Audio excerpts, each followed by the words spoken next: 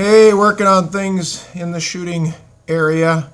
Again, we're still not to the point of making a room, but we're going to take these blocks and we're going to finish the back wall. As you've seen in a previous video, we put up a backstop for oh crap arrows, but we still need to put up a target wall.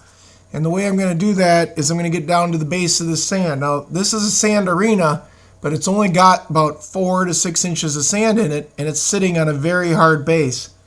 In consulting with a gentleman who does a lot of concrete work in the area, we needed to get down to that really hard base. That hard base is incredibly hard. It just is. It's compact. It literally takes a pick shovel to break it apart. But we got in here and we got down to the base. We removed all the sand off it.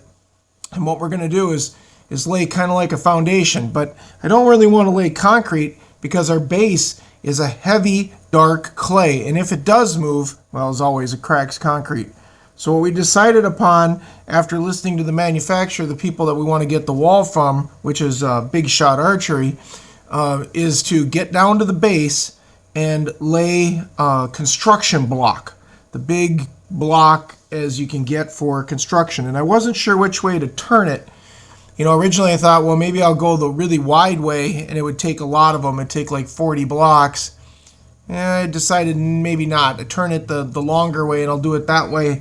And I'll put a couple anchors in and I'll try and stabilize the wall from tipping one way or another with top anchors, which is kind of what the manufacturer wanted. When I reached out to Ben and stuff, he had talked about making sure the top was anchored, especially if somebody shoots something into the wall that is really tough to pull out and they really got to pull on it. So it took me an hour or so just to get rid of the sand and get down to the base. I just used a hoe and just took my time and got through it. But eventually I got down to the base. And you can see I put a string line up with where I needed to be. And that string line is level, so I could follow that to figure out where level is. And then we brought in these blocks. These suckers aren't light. They're like 12 inches wide and like, I don't know, 15 or 16 inches long. And then, of course, they're open in the center for concrete and rebar and everything else. But we got them in line, laid them all down, made sure they're level, and then we decided to fill them. Now, I certainly could have mixed up concrete and put concrete in this, but then they become like crazy heavy. I don't need it that heavy. And I want it to be removable if I ever do want to do something different in the building. So this is what it ended up like. This is now, like I said, kind of part one of this archery wall. There'll be a part two coming once the wall itself shows up.